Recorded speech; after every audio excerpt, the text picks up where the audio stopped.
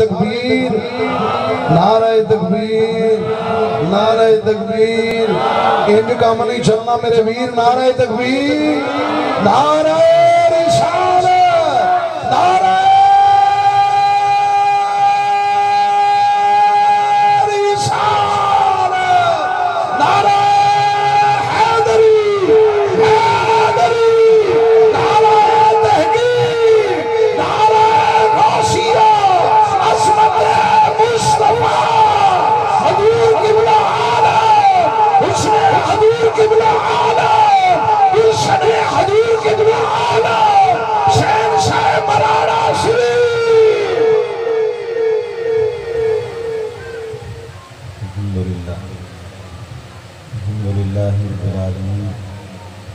والعاقبة للمتقين والصلاة والسلام على رسوله الكريم وعلى آله وأصحابه وأهل بيته وعلماء أهل سنته وأولياء أمته أجمعين أما بعد فأعوذ بالله من الشيطان الرجيم بسم الله الرحمن الرحيم قل لا أسألكم عليه أجرا إلا المودة في القربى صدق الله مولانا العظيم وصدق رسوله النبي الكريم العميد وقال الله تبارك وتعالى في شان حبيبه إن الله وملائكته يصلون على النبي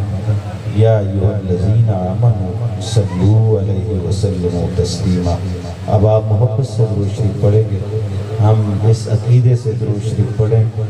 کہ ہم پڑھتے ہیں میرے آقا سنتے ہیں اس طرح پڑھیں الصلاۃ والسلام علیکہ یا سیدی یا رسول اللہ وعلی آلک و اصحابک یا سیدی یا جد الحسن والحسین محبت سے پڑھیں کیونکہ نبی علیہ السلام نے ارشاد فرمایا عرش کے نیچے فرشتے تسبیح پڑھا کرتے تھے میرے آقا فرماتے ہیں فرشتے عرش کے نیچے تسبیح پڑھا کرتے تھے اور میں مصطفیٰ ان کی تسبیح کو اپنی ماں کے شکم میں سنا کرتا تھا جو محبوب اپنی ماں کے شکم میں فرشتوں کی تسبیح سن سکتے ہیں فیصل آباد والوں وہ مصطفیٰ ہمارا درود و سلام بھی سن سکتے ہیں محبت سے پڑھیں الصلاۃ والسلام علیکہ یا سیدی یا رسول اللہ وعلیکہ واصحابک یا سیدی یا امام الانبیاء والمرسلین ایمان سے بتانا صدیوں بعد جس محبوب کی آل کو ہم دیکھ رہے ہیں سبحان اللہ نہیں سمجھ آئی صدیوں بعد جس محبوب کی آل کو ہم دیکھ رہے ہیں اسٹیج سے لے کر آخری بندے تک ہر ایک کی نگاہ ان کے چہرے پر ہے کسی آدمی کی نگاہ نہیں ہٹتی قسمین بات ہے نا سب کی یہی آواز ہے کہ ہم سب کی نگاہیں صدیوں بعد اس محبوب کی آل کے چہرے سے نہیں ہٹتی بھلا حسین کے چہرے سے کس کی آنکھیں ہٹتی ہوں گی علی شیر خدا کے چہرے سے کس کی آنکھیں ہٹتی ہوں گی امام حسن کے چہرے سے کس کی آنکھیں ہٹتی ہوں گی ارے ہم کیوں کہیں سیدہ طیبہ طہرہ خطور جنت کے بارے میں سیدہ عائشہ صدیقہ فرماتی ہیں آپ فرماتی ہیں میں دیکھتی سیدہ آتی چلتی تو یوں لگتا مصطفیٰ چل رہے ہیں بیٹھتی تو یوں لگتا مصطفیٰ بیٹھے ہیں گفتگو کرتی تو یوں لگتا مصطفیٰ گفتگو کر رہے ہیں یعنی ہم امام حسن کو دیکھیں تو دیدار مصطفیٰ ہے امام حسین کو دیکھیں تو دیدار مصطفیٰ ہے علی شیر خدا کو دیکھیں تو دیدار مصطفیٰ ہے ارے سیدہ کائنات کو دیکھیں تو دیدار مصطفیٰ ہے یہ چار تن ہیں علی کو دیکھیں تو دیدار مصطفیٰ امام حسن کو دیکھیں تو دیدار مصطفیٰ امام حسین کو دیکھیں تو دیدار مصطفیٰ یہ چار تن ہیں جب چار تن سامنے ہوں تو پھر دیدار مصطفیٰ ہوتا ہے پانچویں جب مصطفیٰ آ جائیں تو پھر بنتا ہے پانچ تن ارے چار کو دیکھیں دیدار مصطفیٰ ہوتا ہے جب پانچویں مصطفیٰ آ جائیں تو پھر بنتا ہے پانچ تن چار دیکھیں دیدار مصطفیٰ دیکھے تو جلوائے خدا نظر آتا۔ نعرہ تکبیر، نعرہ تکبیر، نعرہ رسالت، نعرہ رسالت، عظمت مصطفیٰ۔ چار کو دیکھیں تو دیدار مصطفیٰ ہوتا ہے، بشکل شیخ دیدم مصطفیٰ را، نہ دیدم مصطفیٰ را بل خدا را، کہ میں نے اپنے پیر و مرشد کی شکل میں مصطفیٰ کا جلوہ دیکھا ہے۔ ارے صرف مصطفیٰ کا جلوہ نہیں بلکہ خدا کا جلوہ دیکھا ہے۔ ارے مرشد سامنے ہو۔ حقب وہ سلطان سے پوچھ رہے تھے، آپ فرماتے ہیں اے تن میرا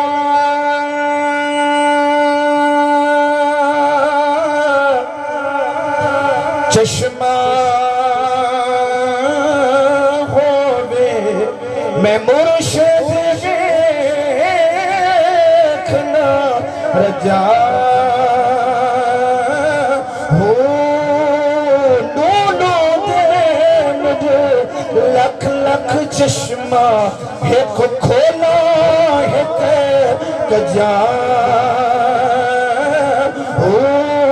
اتنا صبر نیاوے میں ہور کتے ور بھجا مرشد دا سب پڑھو مرشد دا دیدار ہے، سب پڑھ لو مرشد دا دیدار ہے، حضرت باہو سوئے مرشد دا وہ دیدار ہے، حضرت باہو میں نے لکھ کروڑا ہزار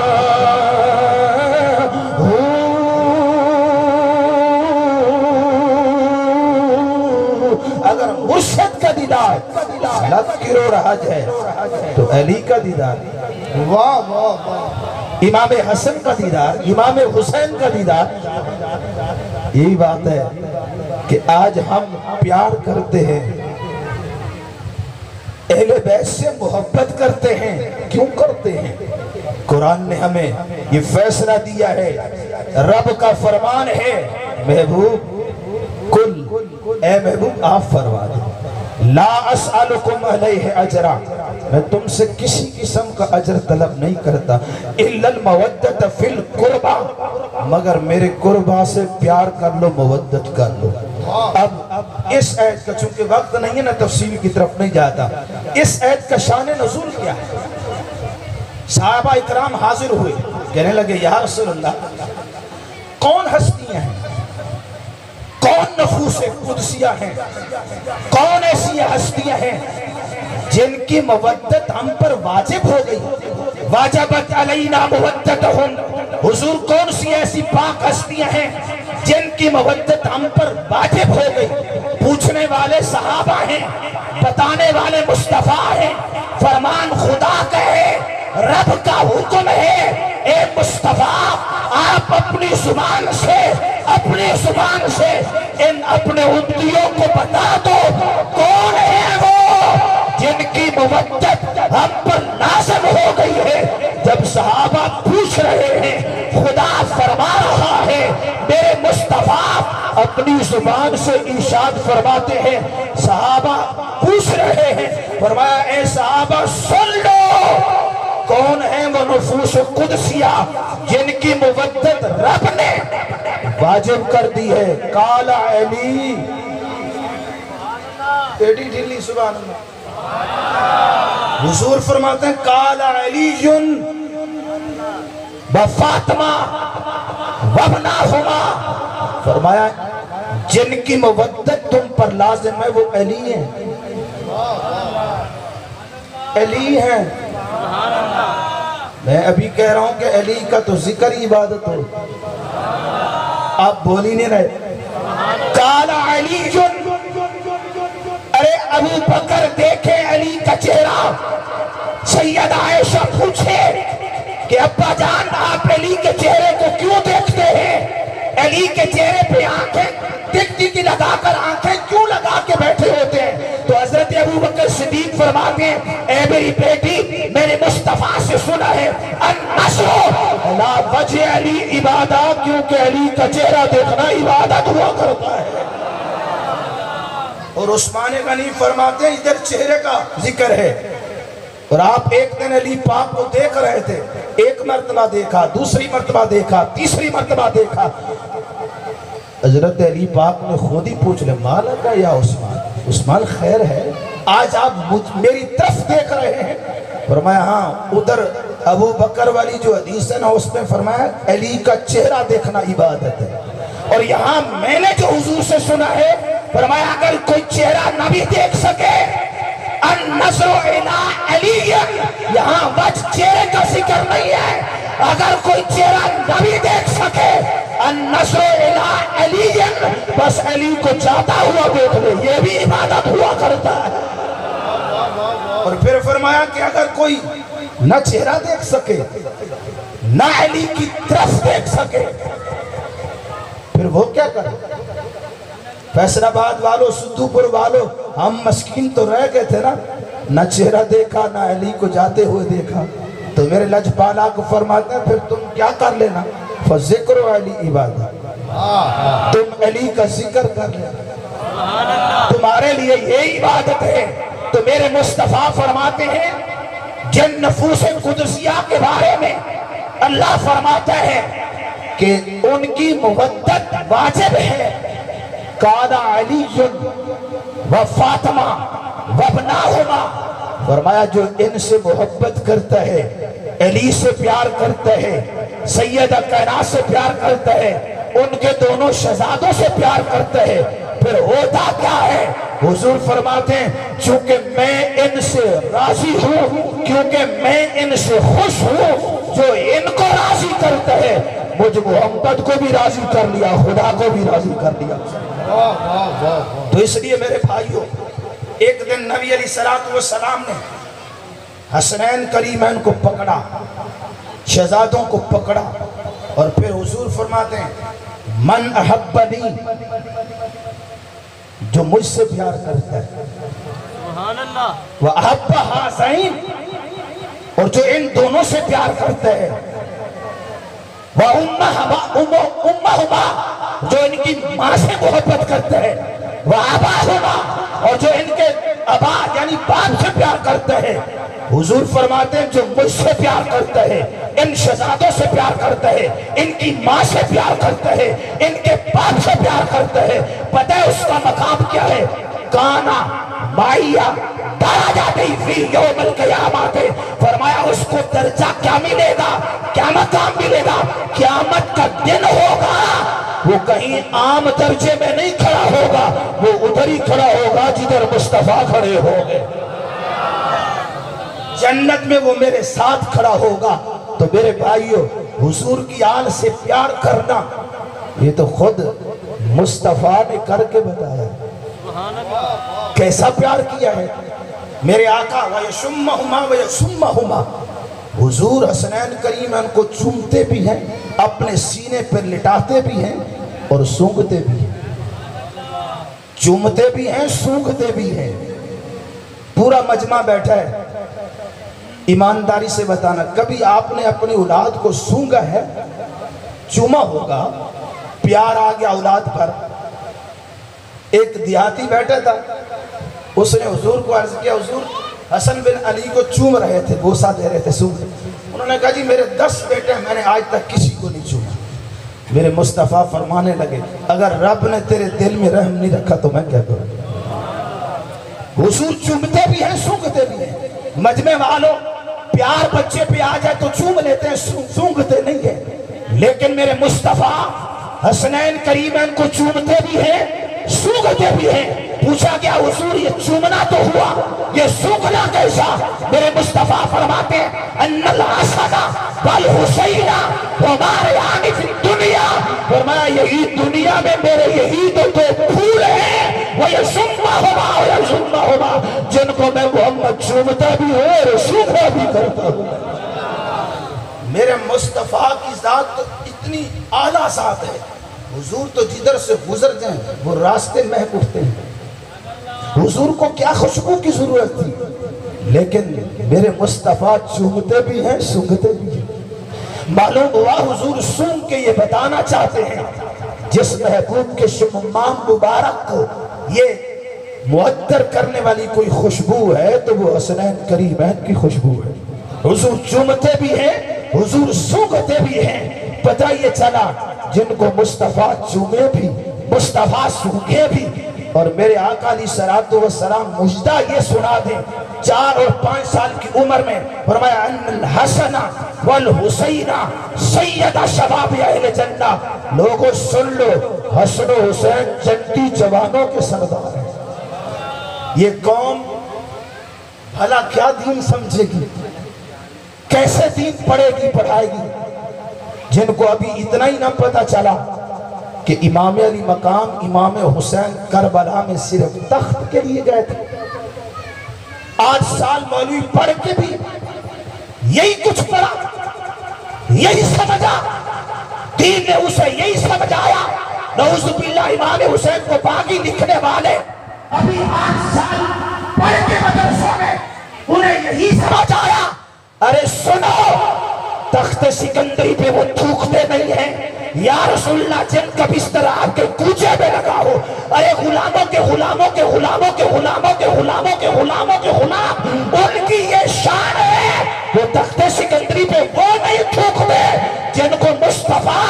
4 اور 5 سال کی عمر میں فرمائے ان الحسن والحسین سید شباب اہل جنہ۔ حسن و حسین جنتی نہیں ہے، جنتی جوانوں کے سردار بنا گئے۔ جن کو جنت کی سرداری بچپن میں مل جائے، بچپن میں جن کو جنت کی سرداری مل جائے، میں آپ سے پوچھتا ہوں وہ تخت لینے گئے تھے؟ ارے تخت کے لینے کے لیے نہیں گئے، محمد عربی کا دین بچانے کے لیے گئے، آقا کا دین بچانے کے لیے، رسول اللہ کا دین بچانے کے لیے۔ امام حسین کو پتہ تھا یہ قرآن کا نزول ہمارے گھرانے میں ہوا اور یزید قرآن کی دھجیاں اڑائے، شریعت محمدی کی کہ مذاق اڑائے۔ وہاں پر جس وقت یزید کے دور میں دین مصطفیٰ بیمار ہوا نا، تو دین مصطفیٰ نے ہر ایک دروازے پہ دستک دی، ہے کوئی مجھ کو بچانے والا، مجھے بچانے والا کوئی ہے؟ آج دین کو خون کی ضرورت ہے کوئی بچانے والا؟ آپ کا بچہ بیمار ہو جائے، اللہ نہ کرے اگر بیمار ہو جائے، آپ ہسپتال میں لے جاتے ہیں، وہاں ڈاکٹر کہتے ہیں خون کی ضرورت ہے، ماموں آتا ہے، چچا آتا ہے، بھانجا آتا ہے، بھتیجا آتا ہے، باپ آتا ہے، سب کہتے ہیں جی ہمارا خون نکالیں، ہم خون دینے کے لیے تیار ہیں، ہمارا بیٹا بچنا چاہیے، کوئی کہتا ہے ہمارا بھائی بچنا چاہیے، کوئی کہتا ہے ہمارا ماموں بچنا چاہیے، کوئی کہتا ہے ہمارا عزیز بچنا چاہیے۔ لیکن سنیں، ڈاکٹر کہیں گے ہم لیں گے، خون کی ضرورت ہے، پر اسی کا لیں گے جس کا گروپ ملے گا، جس کا گروپ ملے گا، جس کا گروپ نہیں ملے گا نا اس کا نہیں لیا جائے گا۔ بلا تمثیل و تمثیل جس وقت میدان کرب و بلا میں یزید کے دور میں دین مصطفیٰ بیمار پڑ گیا تو اس وقت خون کی ضرورت پڑی، دین مصطفیٰ نے ایک ایک دروازے پہ دستک دی، ہے کوئی مجھے بچانے والا، ہے خون دے کے کوئی مجھے بچانے والا۔ اس وقت اگر گروپ ملا تھا تو علی اصغر کا گروپ ملا تھا، ارے گروپ ملا تھا علی اکبر کا ملا تھا، اولا محمد کا ملا تھا، امام قاسم کا ملا تھا، علی اکبر کا ملا تھا، حضرت امام علی مقام امام حسین جس کا گروپ ملتا گیا امام حسین دیتے گئے اور دین مصطفیٰ کو بچاتے گئے۔ ماشاءاللہ ماشاءاللہ۔ میرے بھائیوں، آج کی اس محفل میں ضرورت اس بات کی ہے، رافضیت اور خارجیت اور مرزیت اس وقت ایمان پر ڈاکہ ڈال رہی ہے۔ لیکن ہمیں جو حضور قبلہ عالم کے آستانے سے سبق ملا ہے، فرمایا اگر کسی آدمی میں 99 کمیاں ہوں، صرف ایک اچھائی ہو، تو اسے دور نہیں کرنا، سینے سے لگانا ہے۔ اور وہ اچھائی حضور قبلہ عالم نے فرمایا کہ اچھائی کیا ہے؟ اس کا عقیدہ اہل سنت و جماعت والا ہو، سبحان اللہ، عقیدہ اہل سنت و جماعت والا ہو۔ اور اہل سنت و جماعت کا عقیدہ کیا ہے؟ حضور فرماتے ہیں میری اہل بیت کشتی نوح کی مانند ہے، اور صحابہ اصحابی کا نجوم، صحابہ ستاروں کی مانند ہیں۔ کشتی نوح میں سوار ہو جاؤ، اہل بیت کی کشتی میں سوار ہو جاؤ، اور صحابہ ہدایت کے ستارے ان سے رہنمائی حاصل کرتے رہو، تم منزل مقصود تک پہنچ جاؤ گے۔ اہل بیت کی محبت انسان گھر میں ہی کیوں نہ مر جائے۔ من مات علی حب آل محمد مات شہیدہ، جو اہل بیت کی محبت میں مرتا ہے وہ شہید ہو کے مرتا ہے۔ الا ومن مات علی حب آل محمد مات مغفورا، جو اہل بیت کی محبت میں مرتا ہے بخشا ہوا مرتا ہے۔ الا ومن مات علی حب آل محمد مات مؤمنا، جو اہل بیت کی محبت میں مرتا ہے مومن ہو کے مرتا ہے۔ الا ومن مات علی حب آل محمد فتح فی قبرہ بابان الی الجنہ، جو اہل بیت کی محبت میں مرتا ہے تم دفنا کے واپس لوٹ آؤ گے۔ اللہ حکم فرمائے گا اے فرشتوں اس کے لیے قبر میں 2 جنت کے دروازے کھول دیے جائیں۔ الا ومن مات علی حب آل محمد بشرہ ملک الموت بالجنت ثم منکر و نکیرہ، اہل بیت کی محبت میں مرنے والا اس وقت تک موت نہیں آتی، ملک الموت فرشتہ آتا ہے، پہلے جنت کی خوشخبری دیتا ہے، پھر روح نکالتا ہے، اور جب منکر نکیر قبر میں جب یہ جائیں گے منکر نکیر بھی اس کو جنت کی خوشخبری عطا فرمائیں گے۔ اور پھر فرمایا الا ومن مات علی حب آل محمد جعل اللہ زوار قبرہ ملائکۃ رحمہ، اہل بیت کی محبت میں مرنے والا جب قبر میں جاتا ہے اللہ فرشتوں کو حکم کرتا ہے، فرشتوں یا رب کیا حکم ہے؟ فرمایا جاؤ اس قبر والے کی قبر کو جا کے دیکھو، اس کا دیدار کرو۔ میں آپ کی بارگاہ میں عرض کرتا ہوں، یہ ایک عام حضور کا غلام جو اہل بیت کی محبت میں مر جائے، اس کی قبر کو دیکھنے کے لیے فرشتے آئیں، تو ولی کا مقام، سبحان اللہ، غوث کا مقام، قطب کا مقام، غوث الورا کا مقام، داتا علی حجویری کا مقام، بابا فرید کا مقام، حق بہو سلطان کا مقام، ارے پھر پیر چراغ علی کا مقام، انیس الورا کا مقام، جماعت علی کا مقام، پھر سمجھ میں نہیں آتا عام مومن کی قبر جب یہ پردہ کر جائے، رب حکم پر فرماتا ہے فرشتوں جاؤ قبر کا دیدار کر کے آؤ۔ عام مومن کی قبر کی یہ شان ہے تو ولیوں کے امام کا کیا مقام ہوگا؟ اس لیے میرے بھائیوں، جو اہل بیت کی محبت میں مرتا ہے